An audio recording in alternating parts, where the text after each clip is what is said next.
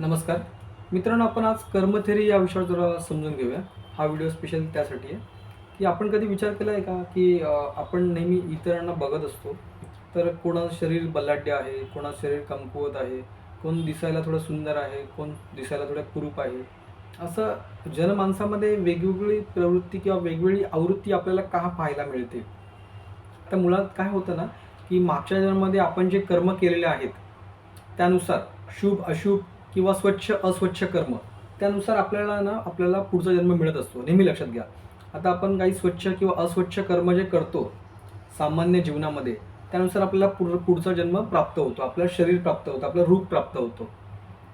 आणि आपण काही शुभ कर्म केलेले असेल, शुभ कर्म किंवा अशुभ कर्म. आता शुभ कर्मामध्ये काय येतं की आता दान धर्म करणे, अन्नदान करणे, धनदान करणे, त्या कर्मांमुळे ना पुढच्या जन्मामध्ये आपल्याला थोडं चांगल्या फॅमिलीमध्ये जन्म मिळू शकतो किंवा ज्या फॅमिलीमध्ये पैसा पाणी आहे मुबलक प्रमाणात त्या फॅमिलीमध्ये आपल्याला जन्म मिळू शकतो. या प्रकारे आपला पुढचा जन्म ठरत असतो आणि आपला बेसिक आपण काय काय करतो, कोणकोणते कर्म कशा प्रकारे करतो यानुसारही आपल्याला पुढचा जन्म आपला ठरत असतो. तर कर्म करताना थोडं लक्षात घ्या की जाणीवपूर्वक कर्म करा. तुमच्या कोणत्याही वागण्याने किंवा तुमच्या कोणत्याही कर्म केल्याने किंवा काम केल्याने इतरांना काही त्रास होणार नाही, याचं भान तुम्ही नेहमी ठेवलं पाहिजे. आता कधी कधी काय होतं की आपण एखादं काम करतो आणि काम करताना समोरचा व्यक्ती दुखावला जातो. तर लक्षात घ्या, हे दुखावलं जाणं म्हणजे त्याचं इमोशन्स हर्ट झालेले आहेत आणि ते कुठे ना कुठे रिटर्न येणार आहेत. जर ह्या जन्मात जरी ते रिटर्न नाही आले, ते पुढच्या जन्मात थोड्या वेळासाठी का होईना तुम्हाला त्या माणसाच्या समोर यावंच लागेल आणि तो तुम्हाला इमोशनली हर्ट करणार. तर हे लिहिलेलं आहे. असे खूप लहान लहान आणि मोठ्यात मोठे कर्म असतात जे आपल्याला इफेक्ट करतात आणि त्या इफेक्टिव्ह कर्मानुसार आपल्याला पुढचा जन्म हा मिळत असतो. त्यालाच आपण एक म्हणू शकतो की संचित कर्म, आपले मागच्या जन्मातले संचित कर्म काय आहेत त्यानुसार आपल्याला जन्म मिळतो. त्यामुळे कोणतंही कार्य करताना थोडं सांभाळून, थोडे विचार करून कार्य करा की आपल्या कामामुळे, आपल्या काम करण्याच्या पद्धतीमुळे, आपल्या बोलण्यामुळे कोणाला दुःख होणार नाही, कोणाला नुकसान होणार नाही फायनान्शियली. लक्षात आलं का? कोणाला नुकसान होणार नाही, कोणाला दुःख होणार नाही याची आपण काळजी घेतलीच पाहिजे. कारण काय होतं ना की ह्या सगळ्यामुळे आपल्याला परतफेड करणंच आहे. मग ह्या जन्मात असू दे किंवा पुढच्या जन्मात असू दे, परतफेड कर्म आहे. कारण कर्माची ही फळं अशीच मिळत असतात. आलं का लक्षात?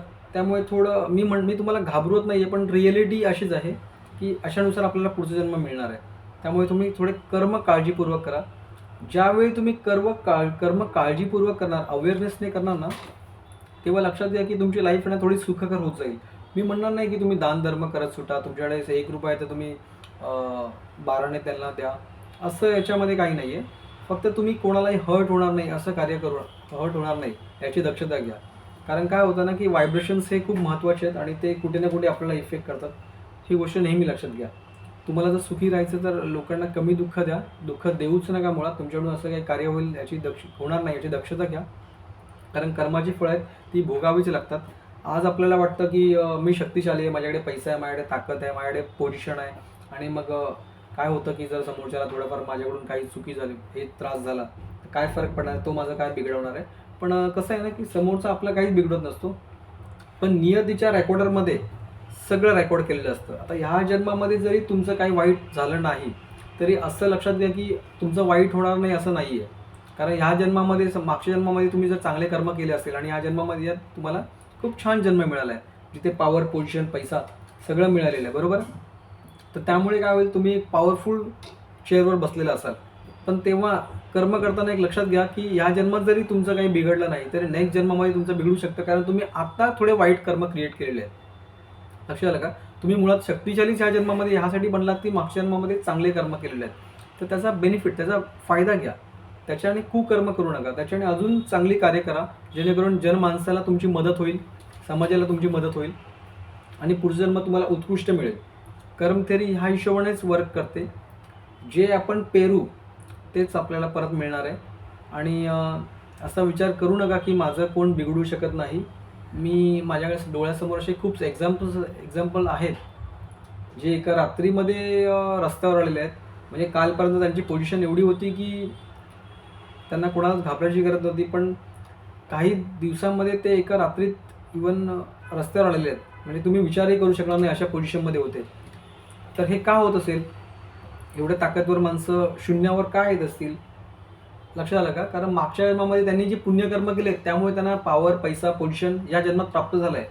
पण ज्या प्रकारे ते पुण्य त्यांनी भोगलं आणि भोगल्यानंतर त्यांचा तो भोगण्याचा पिरियड पुण्य संपलं आणि मग मागच्या जन्मामध्ये काही वाईट कर्म केलेत किंवा या जन्मामध्ये त्यांच्याकडून काही वाईट कर्म घडलेत, ते पुढे मग येणार त्यांच्या.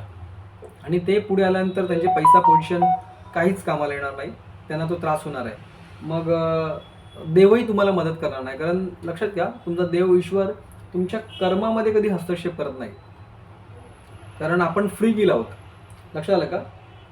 एक गोष्ट आहे की देवाच्या मर्जीनुसार इथे पान पण हलणार नाही. पण देव आपल्या कर्मामध्ये कधीच हस्तक्षेप करत नाही. त्यामुळे कर्म फार विचार करून करा. कर्मामुळेच तुमचं पुढचा जन्म किंवा पुढचा क्षण तयार होत असतो.